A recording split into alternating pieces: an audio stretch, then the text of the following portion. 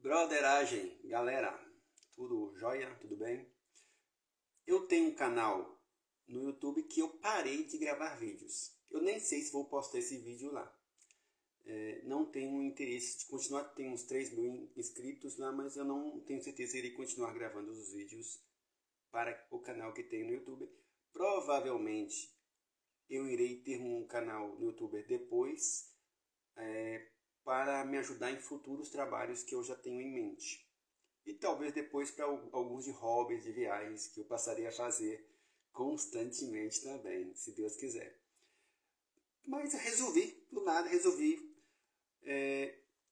falar sobre um livro que é o teor, é o tema daquele canal que eu tenho, que eu não tenho muito interesse de postar lá, mas eu irei falar. Eu ultimamente estou lendo novamente o livro 12 Regras para a Vida, um antídoto para o caos, de Jordan Peterson, e eu estou gostando muito. Então eu já li umas 2 vezes, e agora, pela terceira vez, eu estou tendo uma visão ainda melhor do livro.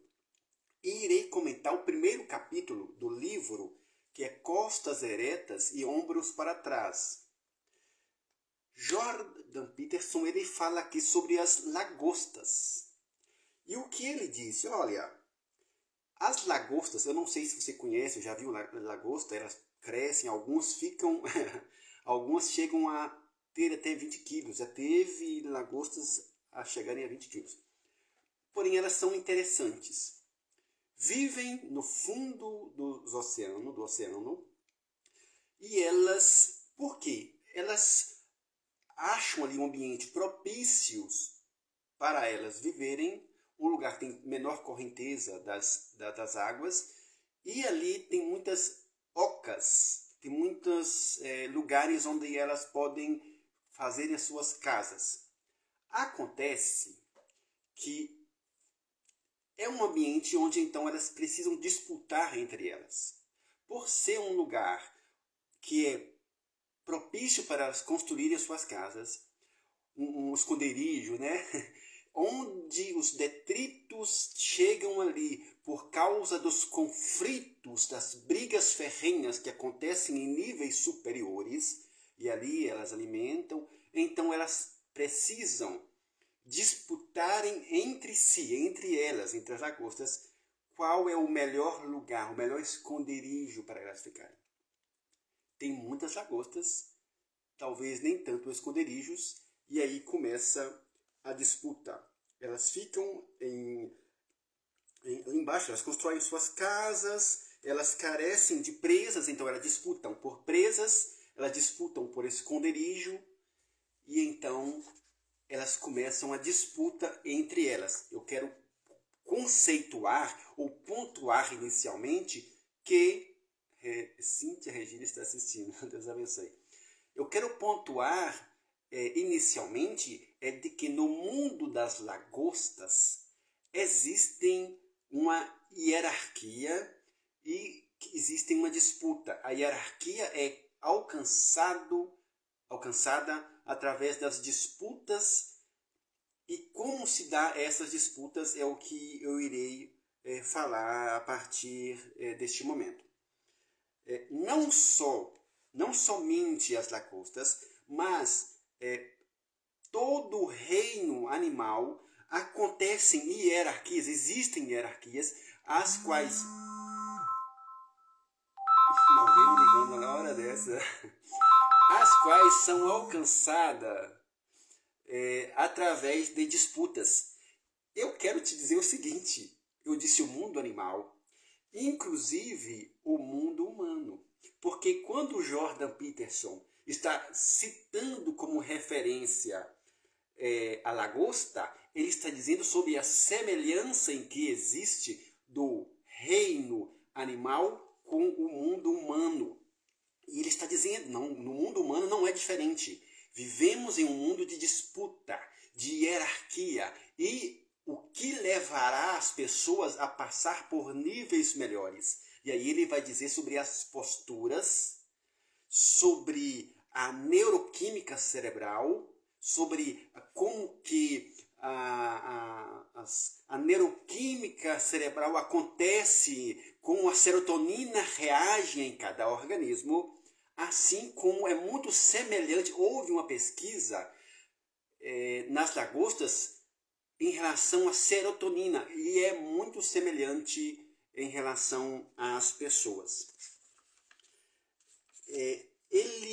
Jordan Peterson, ele disse o seguinte, olha, ao longo dos milênios, os animais que tiveram de conviver com os outros nos mesmos territórios, consequentemente aprenderam vários truques para estabelecer o domínio e ao mesmo tempo em que arriscavam a menor quantidade possível de dano. Ou seja, é necessário ter um truque para conseguir o seu domínio e ao mesmo tempo sofrer danos menores. Aí ele diz, um lobo derrotado, por exemplo, vai se deitar de costas, expondo a sua garganta ao vitorioso, que de sua parte não vai se dignar a dilacerá-lo. O lobo, agora dominante, pode ainda precisar de um parceiro caçador, mesmo que seja o patético ex-rival derrotado. Um lobo, ao ser derrotado, ele deita para o vitorioso, de costas para o vitorioso, e expõe a sua garganta ao vitorioso, de forma que o vitorioso não irá atacá-lo por vê-lo inofensível. E este vitorioso pode convidá-lo para fazer parte de um grupo para atacar um outro animal, ou talvez até um outro lobo. Ou seja, ele é um desprezível patético, mas em algum momento ele pode ser utilizado.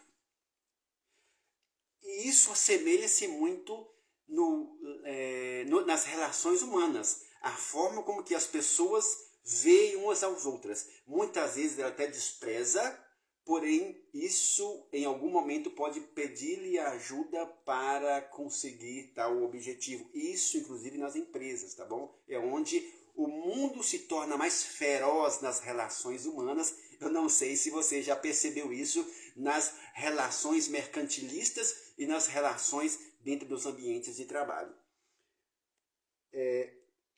As lagostas aprendem bastante sobre o local onde vivem. Tá? Ele fala sobre isso, ele fala sobre um sistema de defesa e de agressão, onde ele diz que as lagostas elas têm um sistema de defender e de agressão, e ele diz exatamente isso, que a pessoa que quer se dar bem também precisa ter um sistema de defesa e de agressão para ser utilizado em momentos necessários. E uma pessoa despreparada para a agressão em um momento que ele é necessário é uma pessoa que provavelmente será atacada, porque ela é vista como uma pessoa indefesa.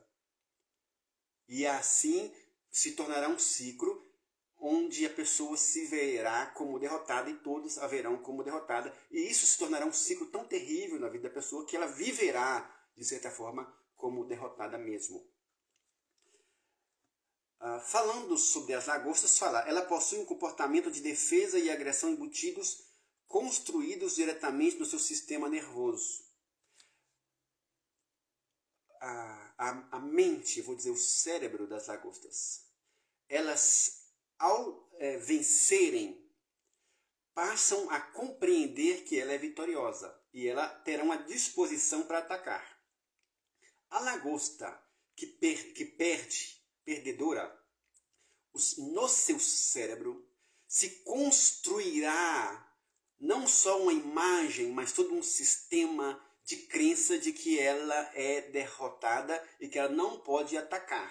E então ela sistematicamente e continuamente será uma lagosta que viverá perambulando pelos cantos dos oceanos. Ao mesmo tempo, o que acontece? Quando uma lagosta... A Regina até agora vai assistindo. Isso aí, Regina. A lagosta, quando ela vê uma opositora, elas logo vão se encararem. E elas então vão levantarem as suas antenas, elas vão levantar as suas hastes para tentar enfrentar com suas pinças para agarrarem a sua opositora, e elas mandarão jatos de um líquido, de um feromônio contra a sua opositora, e esse feromônio comunica o seu estado de humor, comunica a sua agressividade e várias comunicações. Esse é o nível 1 da batalha. Porém, se a opositora, se nenhuma delas decidirem correr ou desistir da batalha, eles vão então para a segunda fase. Essa segunda fase ela começa a ficar mais complicada, vá mais para as vias de fato. E aí elas começam a lutarem entre si. Nessas lutas, de fato, se nenhuma desistir, elas vão para a terceira fase, que é a fase onde uma irá de fato ferir a outra. Se a opositora, ao ser ferida, não desistir, elas vão para o quarto nível, onde provavelmente ambas sairão mortas ou uma sairá morta. Acontece, ou terrivelmente, ou se não morrer, sairá muito prejudicada e machucada. Aí acontece algo interessante. Que uma lagosta, ao ser derrotada, o cérebro dela encolherá, o cérebro dela terá modificará a sua estrutura, principalmente a circulação de serotonina no seu cérebro diminuirá e a octopamina aumentará. Ela passará a ser mais estressada, medrosa, o seu nível de coragem cairá muito e ela pensará muitas vezes na hora de atacar uma outra, ou seja, ela se sentirá derrotada. E aquela que venceu, o seu nível de serotonina aumentará, ela sairá pomposa, sairá como vencedora, erguida. É por isso que o capítulo fala que é costas eretas e ombros para trás. Ela sairá toda pomposa e sua neuroquímica cerebral se melhorará, se aperfeiçoará, ao contrário daquela que foi derrotada. As disputas que chegam a esse ponto, ao nível 4, tipicamente deixam claro quem é o vencedor e quem é o perdedor. O perdedor provavelmente não sobreviverá, especialmente se permanecer no território ocupado pelo vencedor, agora um inimigo mortal. Após perder uma batalha, não importa o quão agressivamente a lagosta tenha sido antes, a partir deste momento ela sairá perambulando pelos cantos como uma derrotada. Toda a sua neuroquímica cerebral se desconstrói. E isso é muito similar aos humanos. E eu não estou dizendo, e quando eu falo aos humanos, não estou falando de uma disputa física, de uma briga de braços física, mas estou dizendo sobre relações onde a pessoa sai perdendo, expectativas e lutas que você teve na vida e saiu perdendo, seja em todas as esferas da vida. E se a pessoa não souber lidar com isso, ela pode entrar em uma situação emocional complicada e parecida com a da lagosta derrotada. Eu vou aqui para a próxima parte aqui. O fato de uma lagosta ser confiante ou servil depende da proporção dos elementos químicos que modulam a comunicação entre seus neurônios, a serotonina e a octopamina.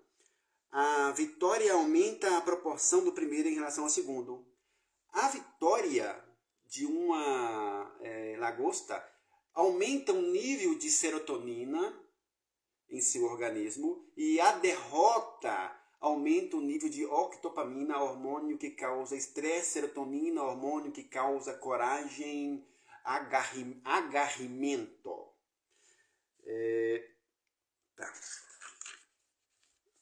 eu quero falar um pouquinho mais. Há uma coisa que ele fala sobre a lei de princípio de Pareto ou princípio de Mateus, em que ele diz o seguinte: uma pessoa derrotada, ela vai atrair pessoas derrotadas para a sua vida, para o seu convívio. Também ela atrairá pessoas que irão explorá-las para a sua vida. E a pessoa pensa assim, eu não sei se você já percebeu, que quando alguém está em situação de vida ruim, virar pessoas para humilhá-lo mais, virar pessoas para aproveitar da situação, porque chama a atenção. E isso é natural. E à medida que alguém está muito bem, ele está bem de vida, ele está arrasando, ele está bacana, e ele é forte, ele atrairá, óbvio, ele será a pessoa que terá oportunidades melhores na vida. Pessoas que irão dar a ele mais oportunidades, ele conseguirá contatos melhores para conseguir aquilo que ele quer. Porém, existe um lado ruim, que ele também sofrerá ataques mais fortes, obviamente. Porque ele é grande, então enfrentará ataques mais violentos. Mas também ele conseguirá oportunidades melhores. E uma pessoa que está caída, fraca, ela sofrerá mais danos, porque ela atrairá pessoas que estão em nível acima para dilacerá-la também. Interessante. Vamos para um pouquinho mais. Eu falei sobre o princípio de Mateus. Tá. Ele fala sobre... interessante uma parte. Inclusive, ele está falando agora sobre relacionamentos. Relacionamentos afetivos. Relacionamentos amorosos. Como se dá esse processo? Um pouquinho de café para aumentar um pouquinho mais o ânimo. Tá. Ele diz o seguinte: os machos, aqueles que vencem, os vencedores, no mundo das lagostas, as lagostas fêmeas observam a luta. Ela quer escolher alguém para uma outra lagosta para acasalamento. Mas qual a sua estratégia para a escolha? Deixam os machos brigarem. O que sair vencedor, a lagosta então tentará atraí-lo para uma relação de acasalamento. Sua agressividade, no caso do macho, o fez vitorioso. Então, provavelmente, ele vai reagir de maneira dominante e irritável.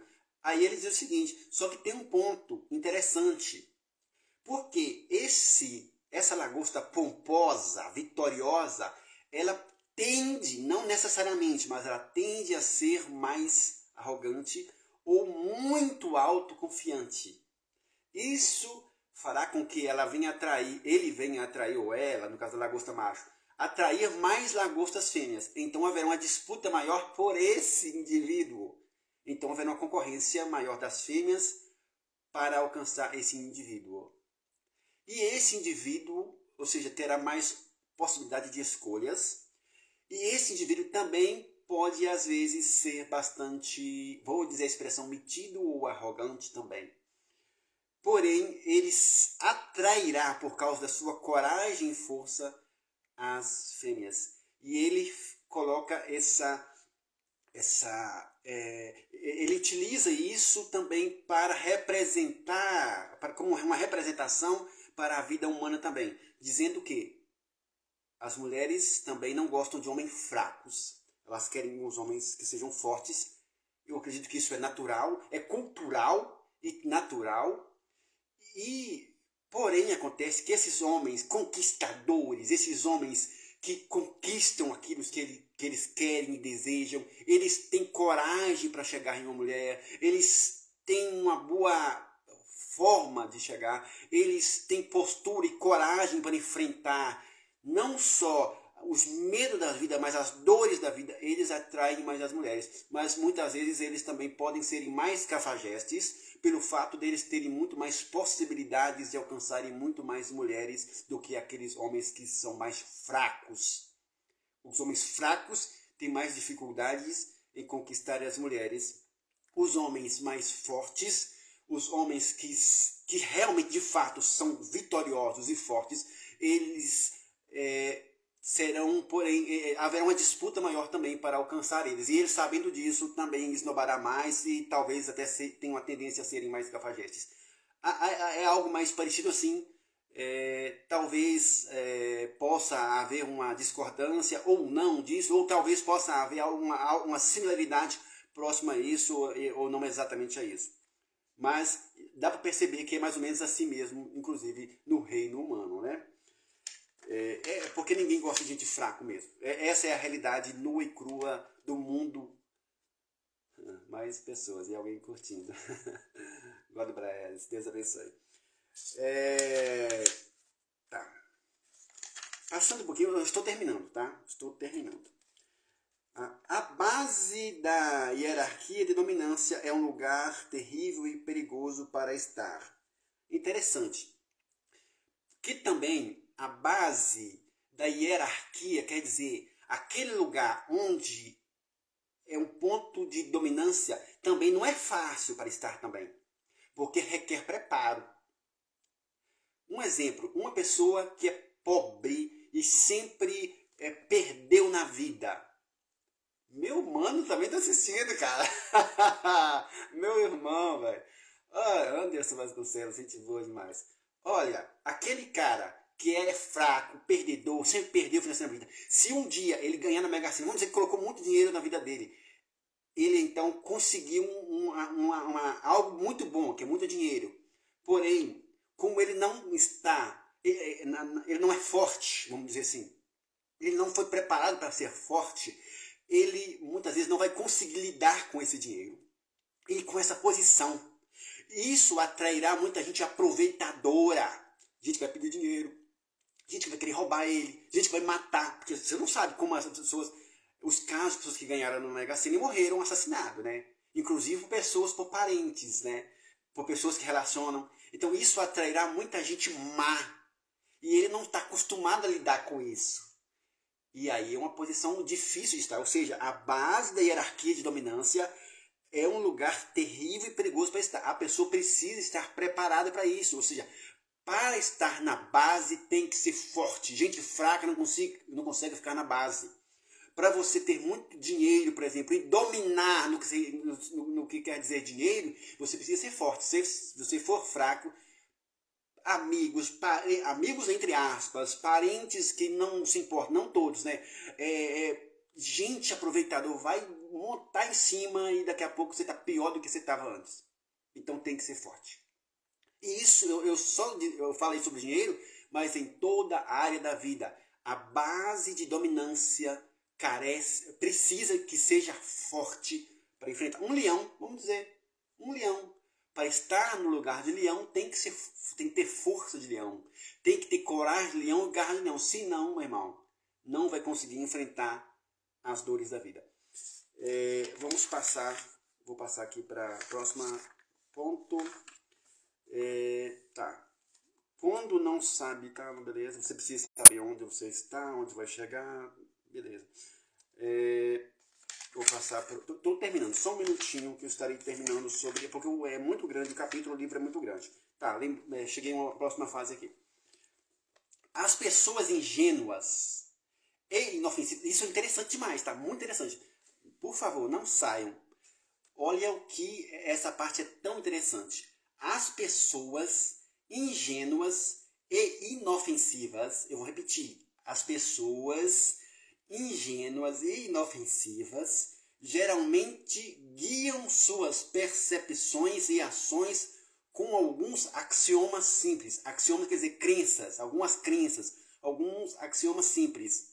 As pessoas são basicamente boas, ninguém realmente quer machucar ninguém, a ameaça e certamente o uso da força, seja física ou de qualquer outro tipo, é errada. Isso é um axioma que as pessoas ingênuas e inofensivas pensam. Elas pensam que as pessoas são naturalmente boas, né? As pessoas não querem machucar ninguém. Esse é um axioma de pessoas inofensivas e ingênuas. Aí ele disse assim, Jordan Peterson diz o seguinte: estes axiomas caem por terra, ou pior, na presença de indivíduos que são genuinamente maléficos. O que Peterson diz?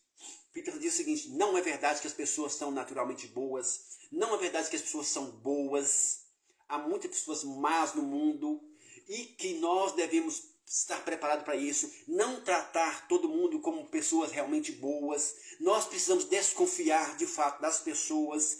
E outra coisa, a ameaça ou o uso da força, seja ela física ou de qualquer outra natureza, a nossa força precisa ser utilizada, ela precisa ser utilizada, não é errado utilizar a ameaça, a força se necessário, porque as pessoas não são naturalmente boas. E quando as pessoas te atacarem, você precisa saber que elas estão atacando porque elas de fato são más. Não todo mundo, tem pessoas boas, mas não é, a natureza humana em si não é boa.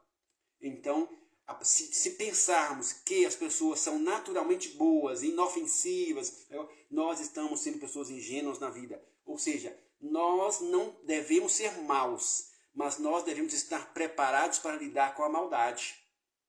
Nós não devemos ser ruins, mas dentro de nós precisa existir um monstro necessário para atacar qualquer maldade que vem contra nós e contra a nossa família. E isso virá na nossa vida, no nosso pequeno passar por esta vida de 60, 80 anos, passaremos por vários momentos onde seremos atacados, física, emocionalmente ou de outras formas. E devemos estar preparados com um monstro dentro de nós para agir em momentos assim. Senão seremos presas fáceis de pessoas ruins no mundo. Primeira coisa é eliminar o axioma de que as pessoas são boas, que todas as pessoas são boas e que ninguém quer fazer mal a ninguém, tá bom?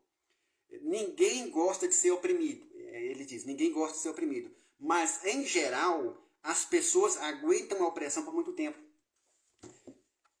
A menos que a pessoa seja masoquista, o sadomasoquista, as pessoas não gostam de ser oprimidas. Só que tem uma coisa, as pessoas aceitam a opressão por muito tempo.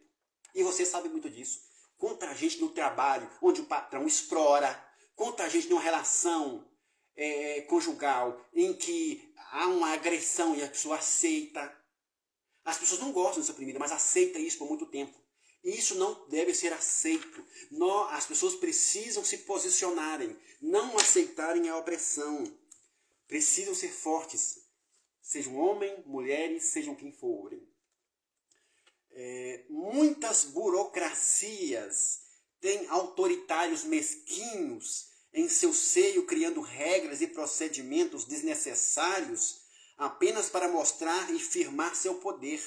Essas pessoas produzem tendências poderosas de ressentimento ao seu redor, que, caso fossem expressas, limitariam sua atitude de poder patológico.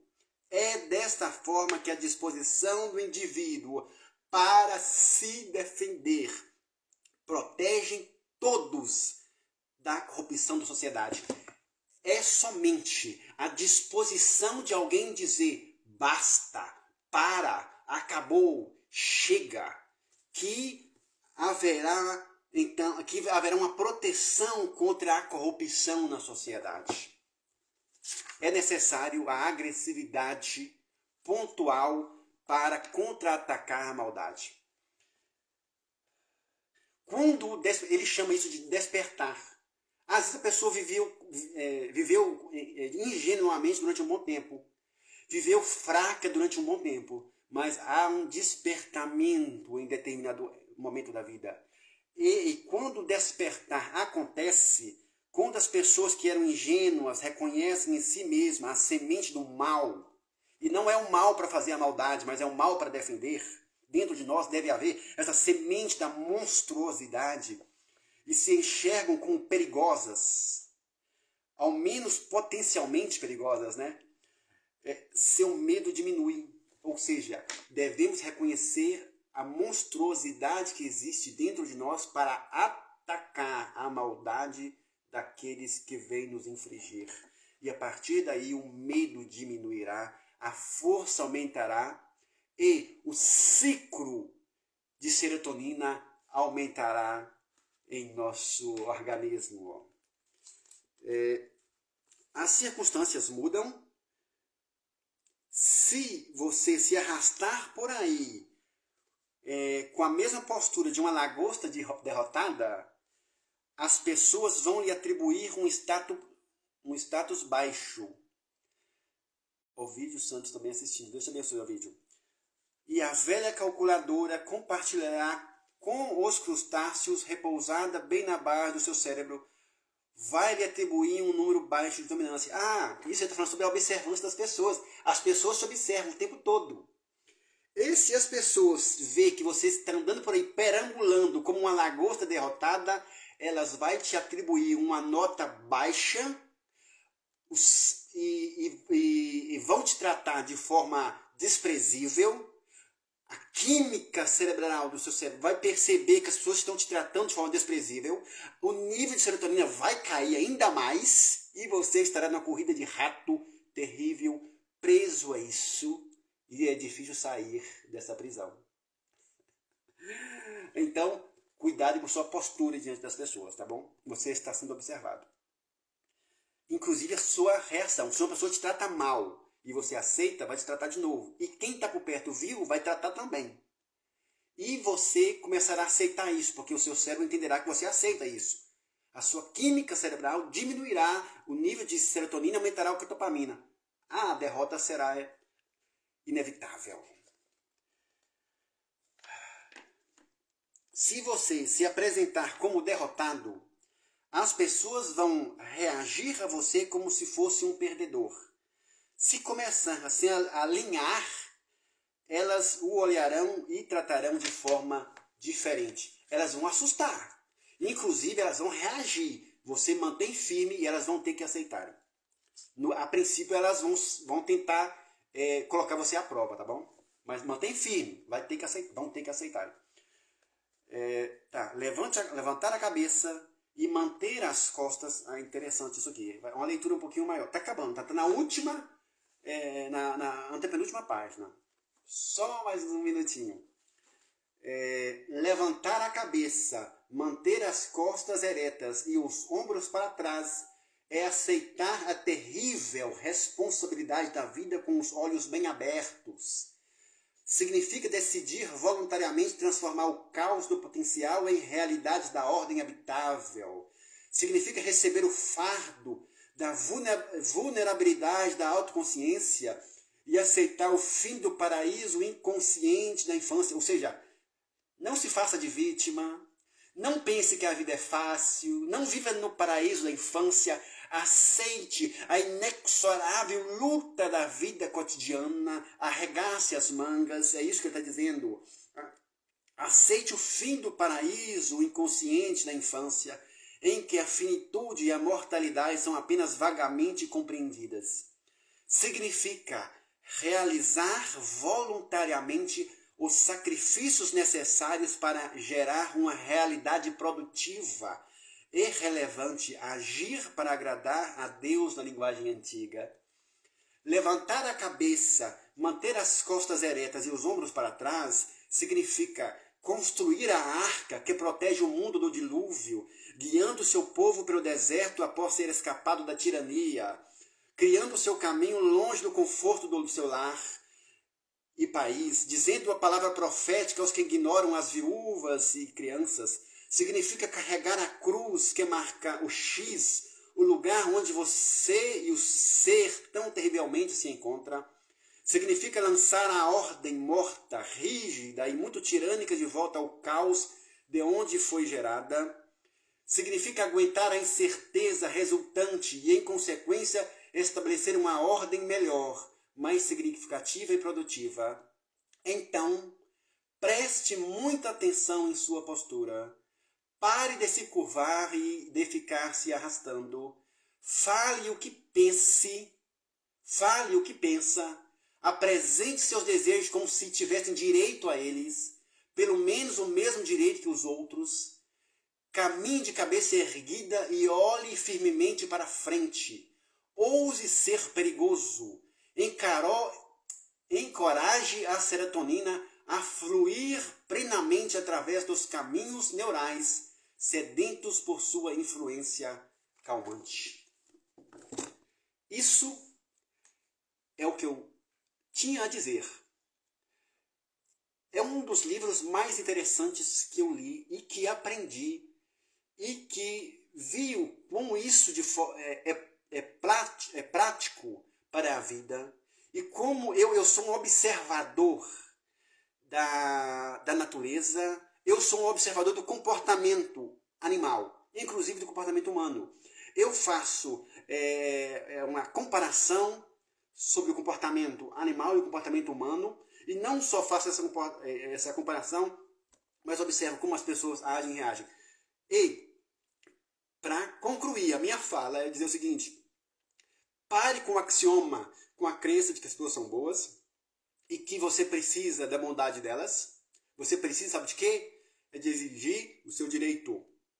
Você precisa fazer o que lhe é devido, manter a ordem, lutar contra o caos e exigir seu direito. Não abaixar a cabeça para ninguém, mantenha a ordem.